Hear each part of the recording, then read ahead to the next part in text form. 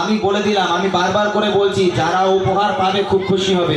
কসম করে বলছি যারা উপহার পাবে না ওখানে বসে কিন্তু আফসোস করবে। অনেক দামি একটা উপহার, আমি মিথ্যা বলছি না, সত্য বলছি। তবে যারা জোরে আওয়াজ হবে তাদেরকেই দেবো। জোরে হোক দেখি।